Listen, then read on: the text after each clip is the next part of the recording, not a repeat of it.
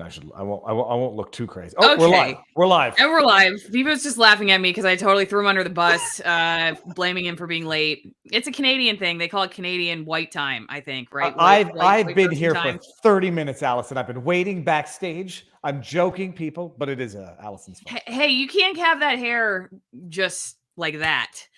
Oh, you cut your hair and it looks beautiful. It looks. I just did a walk-in at a barber shop. That's how much I've changed since I was in television news, where I'd spend $300 every 3 months to get my hair done. Now I go once a year and they cut 8 inches, and then I grow 8 inches over the next year, and they get 8 inches cut off again. And it's great. You should, if you go I don't know what the rules are in the States, but you should cut 2 more inches and donate it. I think they take 10 inches of hair to donate for wigs.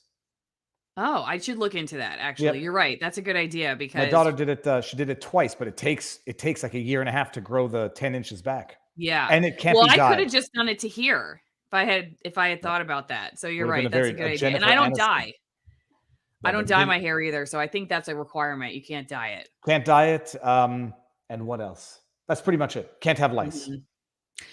All right. Well, everyone who's watching, we are going to be one of the only streams that's really not going to talk about the Queen. So if you're looking for updates on the Queen, she has died, and we're not really going to talk about it other than the fact that Viva noticed Justin Trudeau has already jumped on the My Thoughts bandwagon. Would you like to share your thoughts on Trudeau, since you were very passionate about him? No, but hold on. Pull the tweet that I sent you the link to.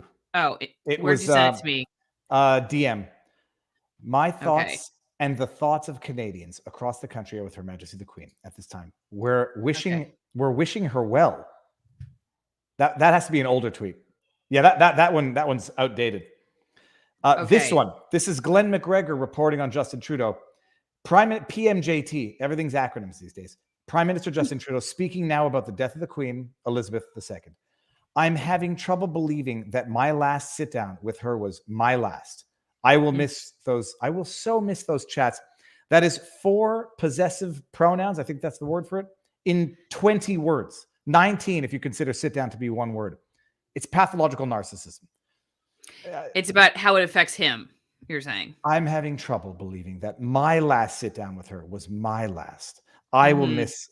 It's delusional. She lived a life that everyone, could wish for. 96 years old, passed away peacefully, surrounded by family.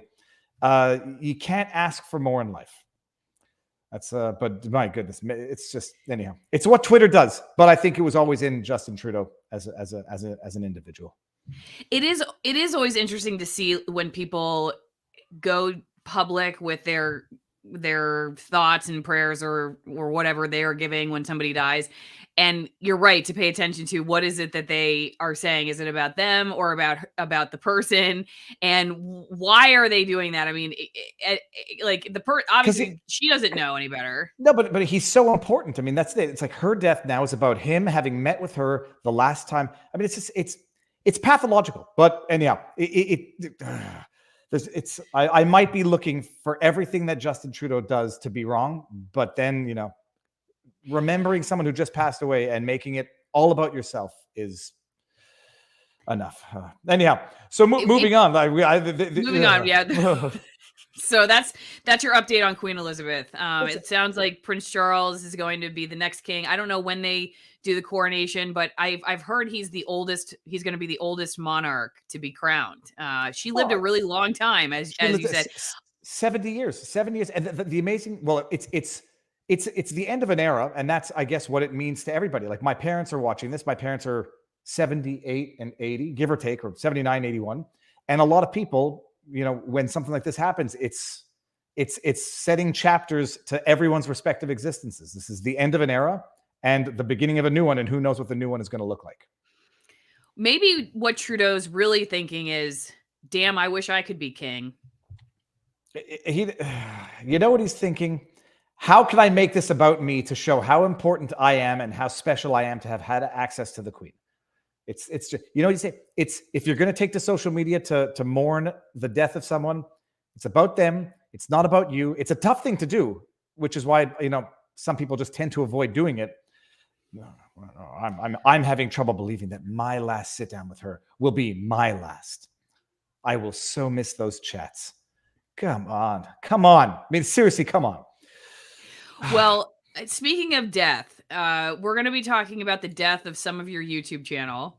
And we're going to be making it all about you. So I don't know. Maybe you and Justin Trudeau have more in common than we thought. And I just realized that when you misspell his name, it is Trudeau. I never even, that just came to me. It reminds me back when I was at Fox News Channel. One day I said with the lower thirds, something was going on with Michael Jackson. I can't remember. And I go, what if we do Wacko Jacko? And everyone looked at me like, have you been watching our channel at all? Because that's all we ever put on the lower third was Wacko Jacko. It's like I came up with it 5 years later. Well, I mean, that's the thing. It's like there's spontaneous creation, and then there's like, delayed creation. Turdo, it occurred to me as a typo. And then when my Siri dictates Trudeau, it just does Trudo. It doesn't do the EAU like in French. But yeah, no, people have been using the Turdo for a while. Other people use less flattering terminology, but no. But Allison, it's not the death of the YouTube channel whatsoever. You're right. It's just prioritizing the platform that is prioritizing free speech and open discourse. In the coming months, Allison, I don't know if you've noticed videos getting demonetized more than, historical 12-month averages or rolling averages. The next 3 months are going to be very interesting. Both for YouTube censorship, politically motivated censorship, and Rumble's massive growth and what Rumble's going to mean on the free speech big tech platform. I think it's going to be special. As somebody who was just suspended for like the 8th time 2 weeks ago, I have no idea what you're talking about when it comes to censorship on YouTube. It's totally foreign to me.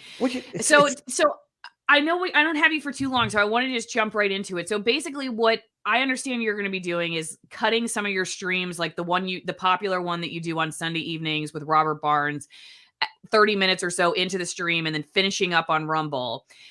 But one question I have for you is you're saying, okay, well, we can then continue the conversation on Rumble and be more open about things without having to come up with fake words and talk around subjects and stuff. But we're going to post the content a day later on YouTube. How are you going to do that? How will you post the full content on YouTube with these community guidelines? Aren't you going to have to do some editing? Well, it's a good question. I mean, I realized it actually the day after when I posted the stream from the first day. I was like, oh, I don't. The issue might be more one of monetization, as far as I'm concerned, than outright community guidelines. I don't do certain things. I don't swear. I don't do things that are community guideline issues. The doctor, if and when we have Dr. McCullough on, I'm not going to post that to Twitter. I mean, it's not to Twitter, to YouTube. I'm just not going to do that. But by and large, when we say potato file instead of the actual word, I don't want to get you in trouble. It relates more to monetization, the soft censorship, as far as I'm concerned, and my channel's concerned, than anything else. The election stuff, I think I may have walked the line on that one in terms of what YouTube would allow, but I think I did it properly, and which is why none of it was violations or deemed to be violations. Some of it was demonetized. But that is, I had that realization that I'm not going to go hog wild on Rumble anyhow, but if I have Dr. Francis Christian on again, or McCullough, or Dr. Coury, I'm probably just not going to put those on YouTube, because that's the type of issue. Until they change the rules, I'm just not going to do it. But by and large, for the rest of it, I'll put it on YouTube a day later. If it gets demonetized, it gets demonetized, and it proves the point. So I was just showing a super chat from Jay, who's saying that he's finally going to create a Rumble account. Nice to be able to listen to an open conversation. I think ultimately, like, the hope for people like you and me is that more folks will come over to these other platforms as more of the creators decide to make the move. I mean, it really requires that it be kind of a group movement to the opposite side of the YouTube sphere, because I think the more that it's like inconvenient to be on YouTube than it is convenient, because right now, the convenience factor, like, well, a lot of my creators are on YouTube, so I don't really want to get off of it, and it's just easier and blah, blah, blah.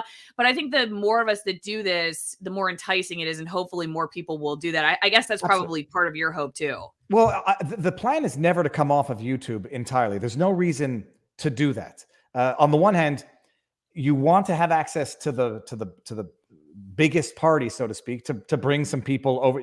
It'll be a very limited growth if you stop trying to make people aware on YouTube and then come over. So you never want to come off YouTube. I don't want to come off YouTube. The question is just going to be, when you have, Do I prioritize a platform that will allow me to do what I need to do versus walking on eggshells on another platform? That's the issue. I got very distracted because I heard someone scream. I don't know what just happened, but no one should ever come off YouTube entirely, because that's how you're going to, on the one hand, continue to reach people who are only on YouTube, and that's how you're also going to sensitize people to the existence of Rumble to bring them over. So the only issue is, in the meantime, are we going to build Rumble up to be an actual viable option as opposed to something of a niche compared to YouTube? And I think where the momentum is starting, the funny thing is, Andrew Tate, for all of his public, disdain for those who hate him, is bringing over a lot of new people, a lot of young people, and sensitizing people to the fact that this never was just going to stop at Alex Jones, and it was never just going to stop at the Rona. It's always going to continually expand to more and more people. And if people hedge their bets and sort of, have insurance backups or primary plans and then use YouTube as the insurance backup, you get the best of both worlds. Have you heard anything from YouTube? You're a pretty big YouTuber. I'm curious, did they reach out and say, come on, Viva?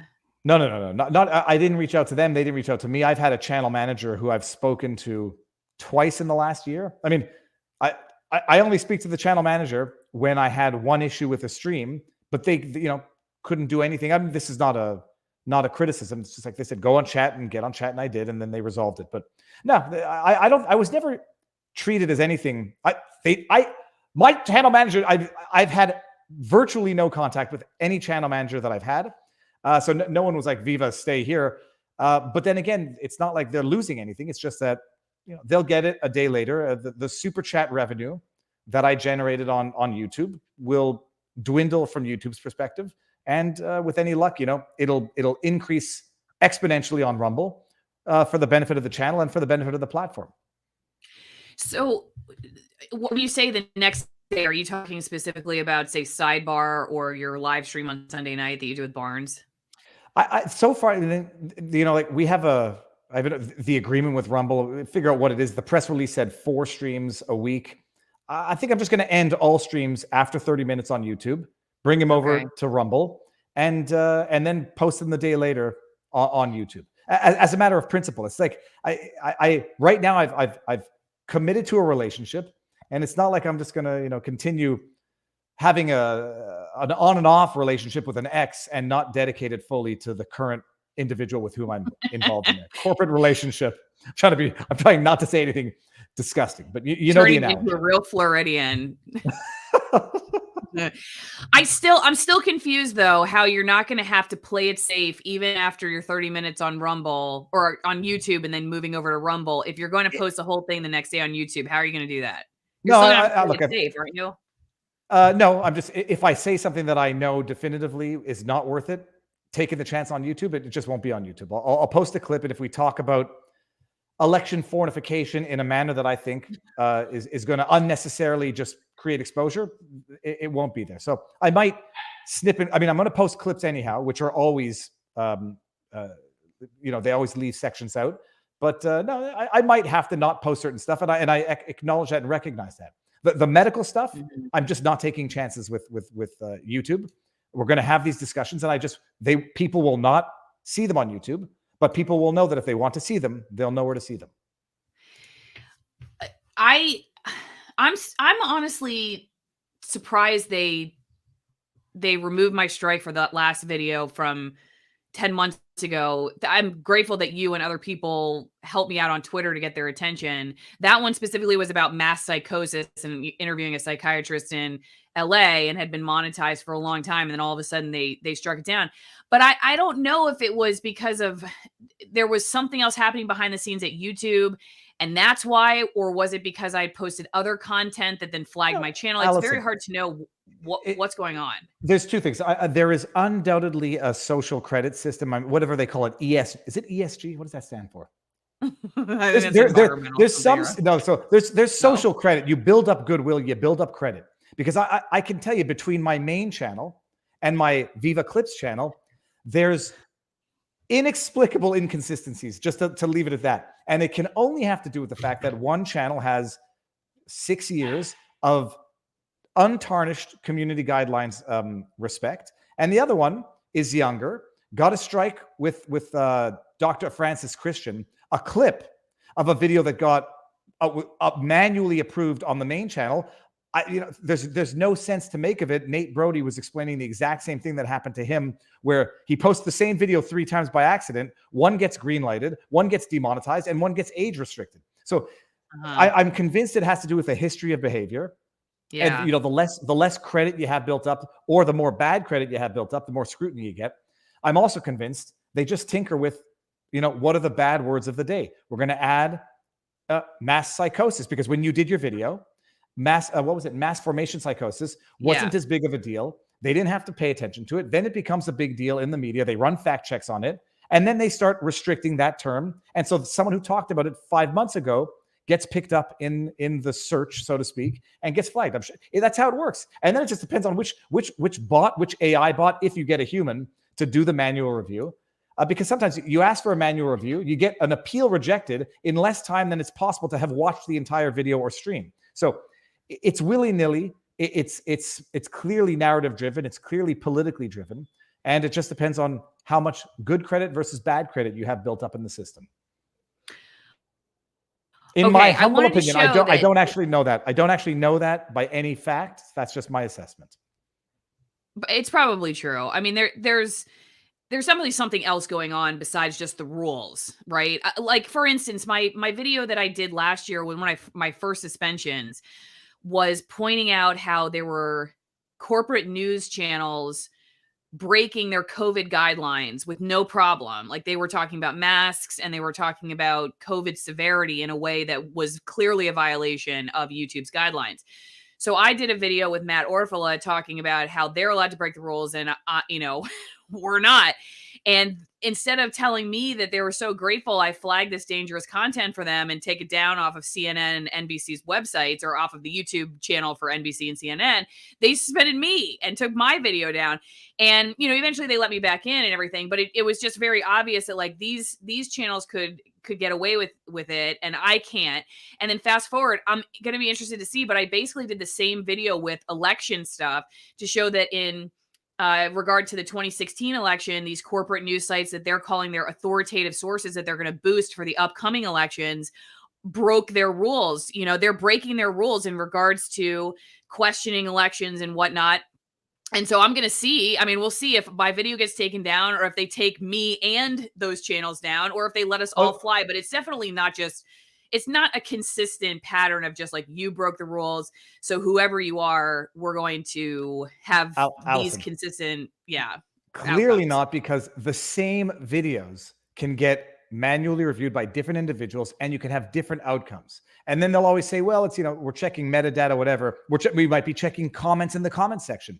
It's clear there's no rhyme or reason, although it's clear that there is something of a direction of the rhyme or reason, because what was the most recent video? Oh, the bus assault that Nate Brody had an issue with. A video that's been on the internet for 10 years.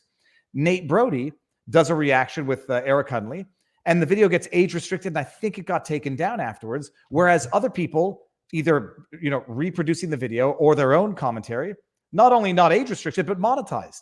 So Fox News can air the same. Fox News can air content that will remain monetized, and then if someone else commentates on that or comments on it, they might get restricted or striked or whatever. But it has to do. There's a number of things, money, and I still think the social credit that you've built up on the platform, and you've been in the bad books for a long time. So I think you're not only under a scrutinizing eye, you don't get the benefit of the doubt when you ask for manual review. Right. I was just thinking as you were talking, here I am showing the Rumble chat, and I think they can flag me for even comments that people are leaving. So anyway, whatever. One of the things that I hear from people a lot is that they're not going to use these other platforms because they're just more annoying than YouTube. YouTube is a little easier to use. Yeah. I'm showing locals right now. We're both on locals, vivabarneslaw.locals.com or alisonmorrow.locals.com. Tell me about your thoughts on that. When people say to you, like, YouTube has this feature, like one person actually on locals was asking about, is Rumble ever going to be able to let you speed up the content so you can watch it in double time or whatever else? What do you say to people that are like, hey, it's just annoying me. I don't want to move because it's annoying. I'll tell you one thing. I just sent Chris Pavlovsky, the CEO, 4 points. Where are they? Hold on. Son of a gun. I can't even read my own notes anymore. Anyways, people say, yeah, I can't highlight chat. I can't highlight comments. I can't pause, rewind. I think they don't like the mobile version. They can't give Rumble rants on mobile. There are reasons for some things. And then there's just UI developments on the other hand. YouTube has been around for, what's it now? It's not 20 years. It's a little over 10, 12 years. How long is YouTube? Oh, longer than that. I think 2002, 3. So then it was, they celebrated the 20-year, I guess. They celebrated a big anniversary. Yeah. It's been around for a while. It's got billions of dollars behind it. And more importantly, it's what everyone is already used to. So obviously switching to another platform that is new, that is younger, that doesn't have the billions of dollars. It's not owned by Google. It doesn't have all that. There will be features it's lacking. There will be features that it's not as good as. And there's also going to be a getting used to. I'm not, I can recognize it. I see it as well. I can't slow down the chat. I can't highlight comments. I don't like that. They're going to resolve it hopefully sooner than later. There are going to be growing pains and there's going to be inconvenience. But at the end of the day, you either break the hold that big tech has on content creation. You also either vote with your foot or you don't. How many people do they have to ban arbitrarily, willy-nilly before people say, we need to not just say build another platform, we need to invest in it ourselves with all the convenience and inconvenience that brings. Eric says that the video was on 5 other channels, but they got age restricted, then it was taken down and we have a channel warning. No, it's not. The original's still on YouTube. The original from 9 years ago is still on YouTube. At least it was when I last checked. So, but then them going out and equally applying the wrong retroactively is no better than just being wrong, or unfair in real time. A video that has been on the platform for 9 years without a problem, I will argue that there's some sort of tacit, if not explicit acceptance, and they can't just say, "Oh yeah, we didn't know," and now we're going to take down a video or age restrict a video that had not been age restricted for nearly a decade. Yeah. Well, my Antifa video, which was what put me on the map, got age restricted after, I got 1 million views in 5 days with 65,000 subscribers. And then they shadow banned it such that even if you search for the exact name of the title of my video and my name, you couldn't find it. It would not come up. My other content would come up. Then it came back in search results, but it was age restricted to 18 and up. And never made another dollar after that. I mean, it's of course.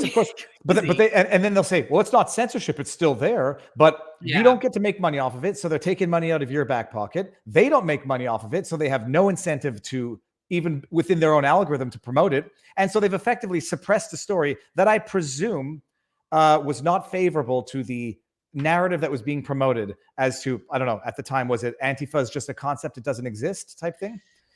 At the time it was, there were a lot of riots in different cities that, while the defund the police movement was happening and the media was just kind of running interference for it's not that bad. And so I was just like, well, I've covered them. Let me tell you what it's like covering these Antifa riots. Whoever Antifa really is, I don't even know. Some people think it's the government. It could be, for God's sakes. At this point, I have no clue. But I just figured I'd just tell you. It was very tempered. It was just we used to have to wear gas masks sometimes and put goggles on and use milk in our eyes. It was not a crazy video, and they still age restricted it. It's crazy. No, but it's amazing when you have nebulous or opaque terms of service. You can use them whichever way you want to censor the stories you don't like, the content creators you don't like, and then allow everyone else to continue making their money. Because I guarantee you, CNN, MSNBC, all the other big tech, big, what's the word I'm looking for? Big corporate media. News. The corporate news.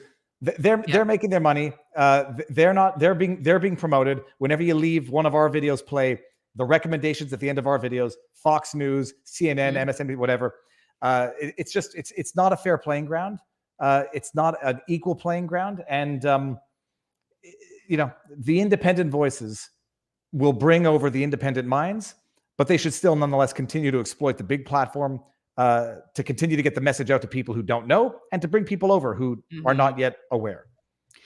Yeah. I mean, I started doing the stream cuts, I don't know, almost a year ago, because I was under that pressure to, I could see the writing on the wall that YouTube is not going to be a friendly landlord for much longer. I was either going to have to totally change what I was doing and go back to very safe stuff, or I was going to keep going down the media bias route, which unfortunately takes me in censorship, takes me to these places. When you're covering censored people, there's a reason they're, you're getting censored with them because they're talking about censored topics. And so I just saw where that was going. And I think, like you were saying earlier, getting onto these platforms earlier and being part of the building process in a lot of ways is a strategic move, because we're hoping that, I missed it on YouTube. I had a camera my mom gave me in 2007. Eric Hunley, by the way, corrected and said 2005 is when it was created. But in 2007, my mom gave me a camera that said upload directly to YouTube. And I was like, Mom, no real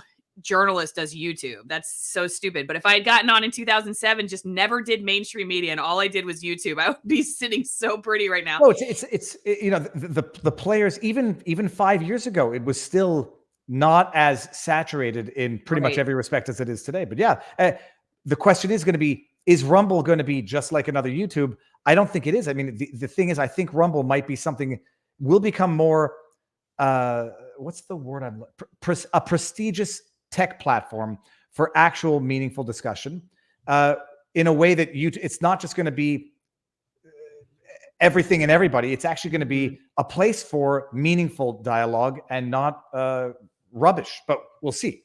But yeah, you not getting in early like you're buying a stock early. It's building. Now it's gaining in popularity in a massive way.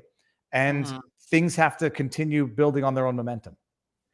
Yeah, okay. Before you go, because I know you got to go soon, I just want to take a couple of locals questions. Remember, everybody can find both of us on locals. So Bob Littlefish was saying that he's noticed that Rumble's getting more diverse ads recently. Seems like a positive business sign. Do you feel like was your decision in any way related to Rumble's growth, or was it mostly censorship on YouTube? Do you feel like that's a sign that Rumble is achieving, I don't know, a higher level of operational status? Just curious your thoughts on where Rumble sits now. And one other quick question with that, Viva. ODYSEE and Rumble have kind of had this little puppy war with each other, where like ODYSEE tweets that Rumble uses bots to inflate viewer counts or whatever. And I don't know who to trust with these tech companies. I guess I trust no one really at the end of the day, but I'm curious what you think about that too. Like, are there, the tactics being used behind the scenes? Do you have a good enough relationship where they're honest with you about how the system operates and you feel good about it too? Like, not just the status of it, but what it's operating like. The funny thing is, I've been on Rumble as a creator. I uploaded a video in 2014. It was that video of me ducking under the swing when the kids are in the swing. When I'm swinging the kids. I've been familiar with the platform for 6 years. I've been familiar with Chris Pavlovsky for, it's going on a good 2 years now, I think. If I didn't trust the individual and the platform, there's not a snowball chance in summer I would have done this. The tiff between ODYSEE and Rumble, I don't need to speak ill of anybody. It's not the type. It seems like a very silly. It was a silly tweet at the time. It was unsubstantiated at the time, and I don't know why. I don't know what anyone thought they were going to gain out of it in terms of reputation or I don't know. That type of fighting or initiating that type of fighting never looks good. Period. The platform as a whole, I don't know anything insider. I don't know anything insider information. Period. What I do know from testimonials is that people, there is the expression that the people who are watching on Rumble are motivated consumers, not for the ad stuff that you see, but for what people pitch by way of products in the videos on Rumble. From what I understand, the people watching on Rumble, the subscribers in the community on Rumble are much more engaged when it comes to sponsored videos themselves. And so that's indicative of something. It's indicative of the viewers, and it's indicative of presumably what can be applied mutatis mutandis to the ads that they run and the ad revenue that will be generated if, as a viewer base, you actually have more conversion from ads to purchases from the viewers on YouTube. And I'm curious to know anybody who's actually ever bought a product on YouTube based on an ad that they saw on YouTube. I've been on the platform for, I don't know, a decade. making videos since 2014. I've seen the ad for Mudwater. I've contemplated buying it. I haven't. There's a kid coming in here. I bought it once. It's not, I mean, I hate to say it, but it's not that great. Well, what is it? I mean, we'll see. But all it says, I've never bought a product off of an ad that I've seen on YouTube. And I don't know how, I suspect that's very true for a lot of people on YouTube. And then the question is, what is the ad buy worth on YouTube versus what it will be like on Rumble, where you have a more engaged audience that actually converts to purchases. So we'll see. But right now, it doesn't seem like you get reimbursed very well on Rumble. Like I get $5 for what a video on YouTube would do for $150. Well, but you have to go by the views as well. So it's CPM. And the issue on Rumble is that you're getting probably 1/10 of the views. No, I'm getting more views now on Rumble. Believe it or not, like right now, Rumble's saying that 773 people are watching on Rumble. And YouTube's saying that we have like 400 people watching on YouTube. And I'll have like a 20,000 viewer video on Rumble get like $3, whereas 20,000 views on YouTube would be $100. So there's something interesting there that I'm also going to explore from the content creator side is on YouTube, you can put in on a stream ads every, you can put in, what do they call them? Intermediary ads, ad breaks. Whereas I don't know that you can do that on a 2-hour stream on Rumble, which probably impacts the revenue that a video can generate. Because on a 10-minute video, if you put in 2 ads on YouTube, whereas they only run 1 ad at the beginning on Rumble, that probably translates to the bottom line on your end. But I'll look, I'm going to ask actually, because that might be one of the recommendations on our end is on the YouTube live streams, I'd put in ads every 10 to 12 minutes. If I'm not able to do that on Rumble, that probably will have a correlative impact on revenue from a live stream. Maybe that's what it is. I don't know. All I know is I just see a huge difference in like what the view count is and the monetization of it versus, on those 2 platforms. And, since you're talking about, products, don't go buy Mudwater when you can go to AllisonWinePromo.com, right? So I might, if I drank red wine, I would certainly buy this. Do a gin pitch, Allison. I'll buy it. Okay. And I know you got to go, so I'll promote it a little bit later, but you do get 50% off the wine itself and 50% off shipping. These are high altitude Malbecs, and I can't really drink right now. So and somebody was asking, we're doing 2 weeks. We're having a boy 2 weeks. And so in 2 weeks, I will drink with you. But in the meantime, you have 2 weeks to order the wine so we can all toast the arrival of the next associate producer. So go to your AllisonWinePromo.com in honor of the next hire that we have over here. Okay, Viva, Allison, hold on. Are you getting bothered? Do you have to go? No. I'm good for now. Allison, do you have a big pregnant belly? Yes. You want to see it? Yes, please. Okay. I've been told by my wife I'm not allowed to ask. Here. Can you see? Oh yeah. Okay. So that's actually, now if I'm going to guess, you do know the gender. Never mind. So I can't even guess. My mother and my grandmother used to say it's a boy, right? Boy, yeah. Yeah, my grandmother and mother used to say higher up in the belly was indicative of a boy. Sagging lower down was indicative of a girl, but I think that's all crazy talk. No, I actually think there's some truth to that because early in this pregnancy, I noticed that I had like a shelf, I could like put my hands on my belly. I have to jump up so you can see because the camera's so high, but I could put my hands on my belly like a shelf very early in this pregnancy. And I noticed that was one of the first things I noticed, like, am I just fatter this time around or what's going on? And then people told me later that's the myth, that when you're carrying higher like that, you have a boy. I had a feeling it was a boy the whole time. So I'm glad that I'm 2 for 2 now. I thought it was a girl last time, boy this time. So I'm a winner. Well, first of all, congratulations. My wife told me to never touch a pregnant woman's belly. Never to even ask. Like it was one thing when I did it once without really asking, but it was a friend. And then she said, you can't even ask. Just don't do it. No, for people who don't know, people get so. I mean, I can understand why people get weirded out, but people take things just way too seriously, dude. I mean, I don't know. I guess it's if you're gonna freak out about it, fine. But for me, it's just like if that's a worst thing that ever happened, somebody comes up and touches my belly, I'm doing pretty good in life. Well, no, but the thing is, like, from a male perspective, I'll never experience it. I'll never know it. At first, I always thought a pregnant woman's belly was soft, like a mushy cake, and not rock hard like an overinflated basketball. And then you always take for granted that a woman can't feel anything. Like when you touch it on the outside, it's got to be like totally numb. The skin is all. but once you realize you could still feel everything on the outside, the entire thing becomes so more surreal, more like just outrageously, beautiful nature. But yeah, congratulations. Well, yeah, right now, I mean, I'm full. Like, I mean, I have no room in there for, like, if I eat a little bit extra for dinner or something, I can't, it's hard. It's hard to breathe. I mean, I'm full, man. Like, and this baby, when the producer Lily was born, she was only 6 pounds, 6 ounces. She was pretty small. And this baby was already like 75th percentile at 20 weeks. And even though, Lynn and I are small people, he's only 5'6" and I'm 5'3". But this kid is big, and he's already measuring a week and a half ahead. So I'm a little nervous to push this one out. I'll be honest with you. And Eugene says that there's no need to live stream it, so we won't do that. Just for you, Eugene. We were. You remind me. I recorded everything with a GoPro on the utensil table. I have to go back. I have to go pull that video up, I think. Oh, I'm sure your wife would really appreciate that. Yeah, we did the GoPro thing with Lily. This hospital doesn't let you record the exact moment, I think, for liability issues. But that's kind of how we chose like our last one, because we wanted to be able to do video. Hey, somebody asked about Dave Rubin. Is he still involved in what's going on over there at Rumble? As far as I know, he's still the shareholder in Locals. Rumble owns Locals, so he's still involved, and as far as I know, last checked.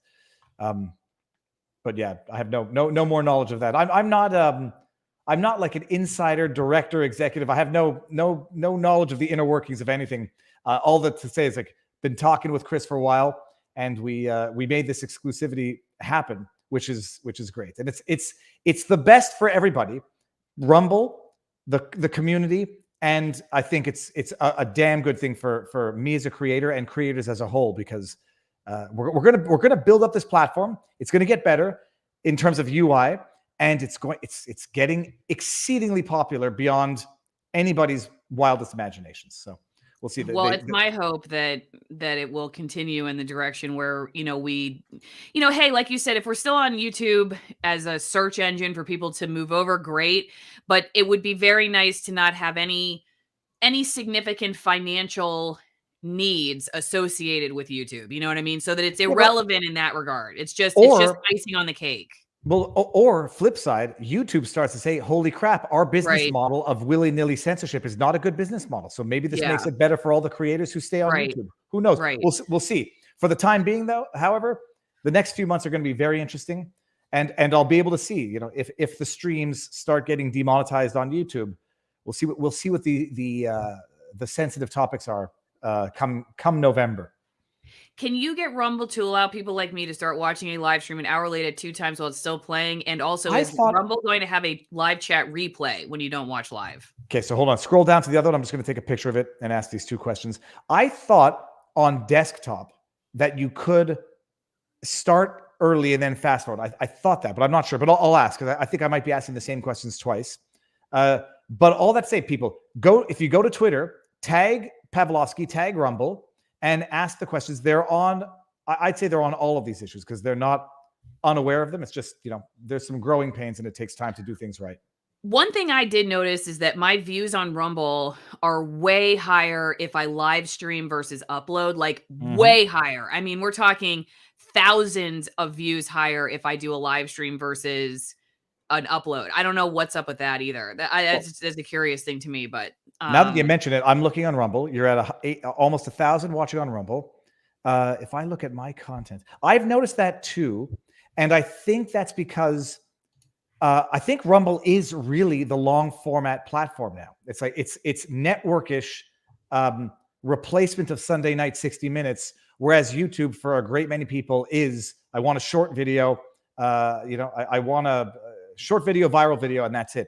I've noticed that the streams are getting tens of thousands of views on Rumble. I have to check the monetization on those, whereas the clips don't. But I think that's just, on the one hand, people are more interested. People have already seen the clips by the time they're posted.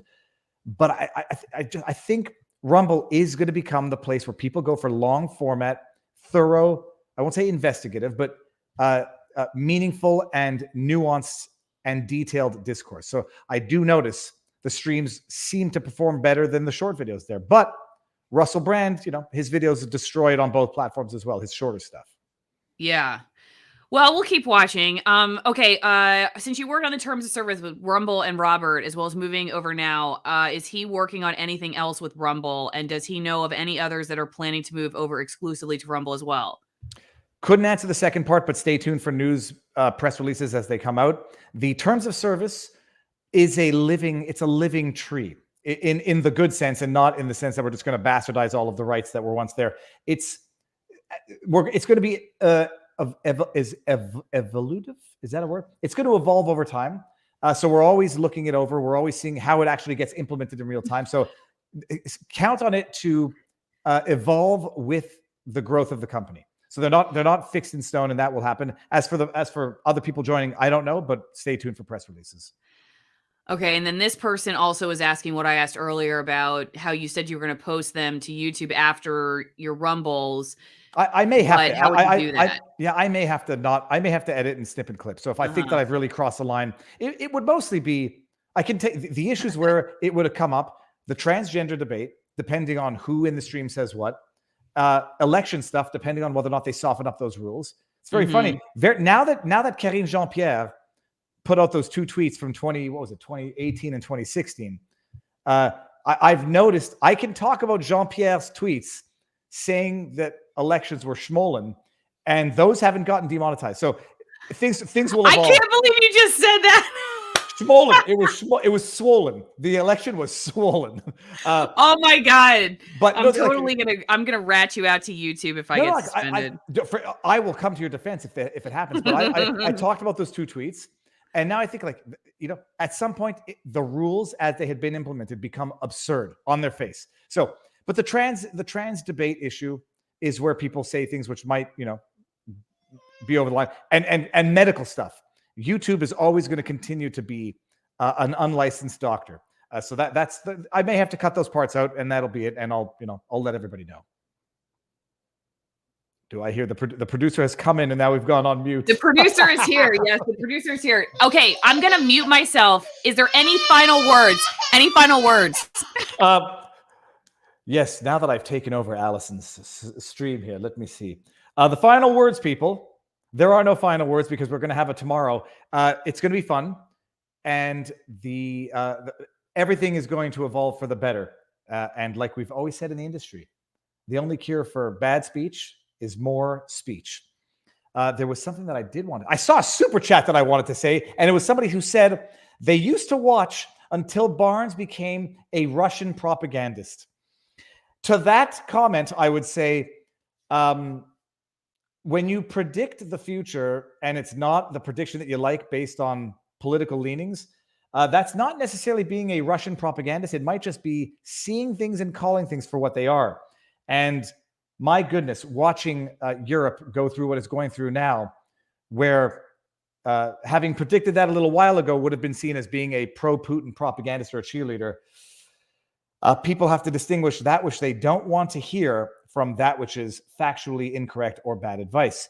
Master Malrubius says, howdy, Allison. Never too much Viva. Thank you very much, Master Malrubius. Look at that cat. That looks like the cat from Men in Black that had Orion in its leash. Let's see here. Great Allison and husband. Yeah, having a baby. I'm trying to convince Marion, but she's 41. I'm 43. I don't think we can do that, but I'll try to trick her. Love you. Oh, I can't bring up the chat. Love you, Viva. David, you are the best. The Leschners, thank you very much.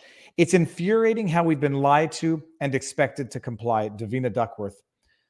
What's infuriating is we were told that we couldn't say things last year that now are mainstream news. That's what's infuriating.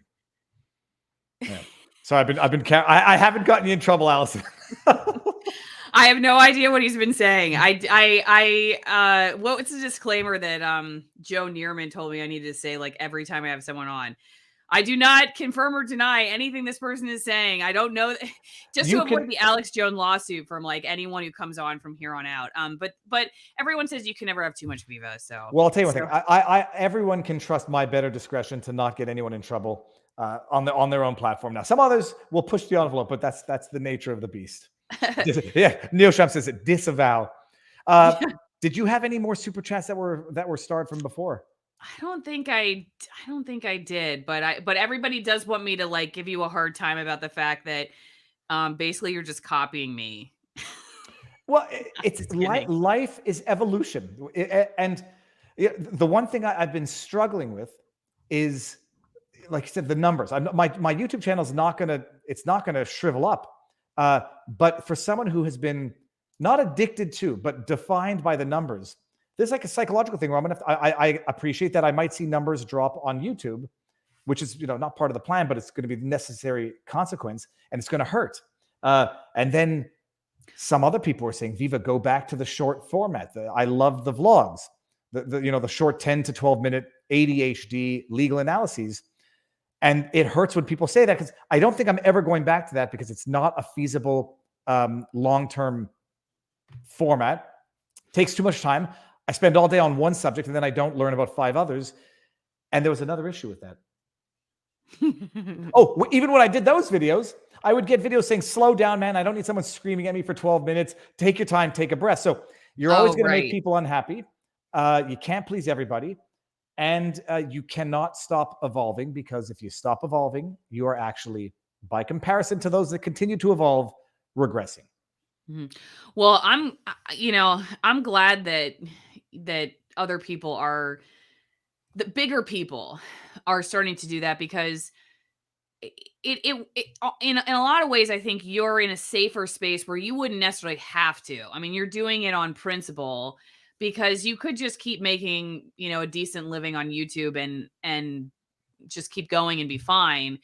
And I think people should understand that, because it's, it's one of those things where those of us who didn't, for whatever reason, like we didn't get into the club early enough, or that we got strikes too early before we had grown bigger and could fly under the radar or whatever, we do need people like you to start doing, the other platforms more seriously, not just co-streaming, but like moving content over there so there's a reason that other people would go, in order to help pave the way for the rest of us, because you bring with you your social credibility, your audience, and so it's a win for everybody. And then hopefully, like you were saying, either YouTube decides that it wants to start changing the way it operates, or we're all there to create something together on these other platforms and see where it goes. So I appreciate it. I'm glad you're doing it. And the thing is, I'm doing it at a time where it's not like I'm quitting because I know I'm about to get fired. My channel is still untarnished. No community guidelines, no strikes, no nothing. It's not that I'm doing it because I was being forced out and the writing was on the wall. Mm-hmm. I think it's time now to walk the walk and say that I believe in Rumble as a platform, and I believe in Pavlovsky as an individual. And the opportunity arose, and we're going to make the best of it. And if it works, all the better. And if it doesn't, we'll cross that bridge when we get to it. I meant to ask this earlier, but did it have anything to do with your move to Florida? Well, there was definitely fringe benefits there as well, because now there were definitely fringe benefits, or timing worked out well in terms of moving. So it was almost cosmic to some extent, which kind of makes you feel better about the decision in the first place. But yeah, there was definitely, it wasn't necessary, but it was definitely, it merged well with the move and with facilitating the transfer. Mm-hmm. But it was not the determinant factor by any means. But when pieces of a puzzle, for anyone with OCD out there, like when things just work together and they click, and it's like, holy cows, it's like it was drafted, but I didn't know it needed to be drafted like that. It gives you the spiritual confidence that goes with just the reality of having done it. Okay, well, I'm assuming you gave everybody your final thoughts while I was dealing with the diaper. And then some. You'll see when you go back and watch, Alice. Thank you. Yeah, no, well, thank you for taking over. We had a little bit of a blowout we had to deal with. So that was not a planned ad break, but you can do whatever you want. At this point, since you already made the election comment, I'm like, screw it. There's nothing else. It was what did I say? Swollen. Don't say it again. I'm just saying it again. Okay. All right. Go, Allison. Thank you. Yes. What else? Y'all know where to find me. Viva Frei. Yeah.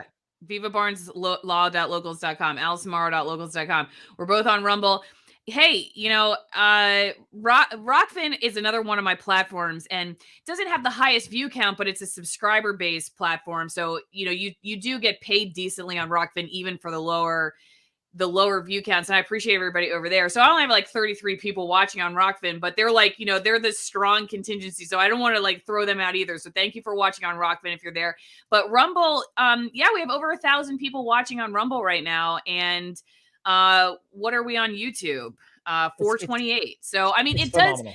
I was just saying to my husband that yes, the ad revenue, since Rumble and YouTube are both ad based, it is about view count, whereas like something like ROKFIN is not. So there's less pressure on you for that. But the monetization is still lower on Rumble. That said, I do have a sponsor that helps keep me going, and I owe them a certain amount of views per week. And I'll tell you, a huge relief for me has been that I can get those views with Rumble.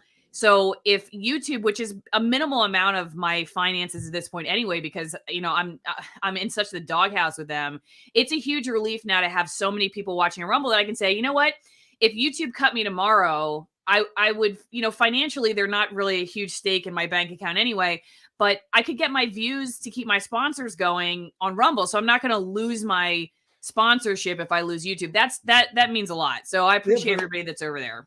And that's it, because AdSense revenue is one thing, but then what do they call it? Like pricing for sponsorships is based on views, and whether it's YouTube or Rumble. And I would say 1,000 views on Rumble is worth more than 5,000 on YouTube because of the engagement of the viewers. So that from a sponsorship perspective, it's also a lot of value. People might have to get used to the idea of me doing more sponsored videos, because I probably will be. But other than that, it's not going to change. It's not going to dictate what I say, period. And if it does, won't be working with them. Okay. You heard it here first, sort of, after Viva talked about it on first local, in detail, but whatever. And yes, and if you want to hear if you're tuning in late and you want to hear what he thinks about Trudeau, you have to start back at the beginning. So just so everybody knows, we did like 2 seconds on the Queen. Everybody knows what I think of Trudeau at this point. Yeah, if they don't, then they don't know you very well. All right, thanks everybody, and thanks Viva for doing this. I really appreciate it. Good luck. Thanks.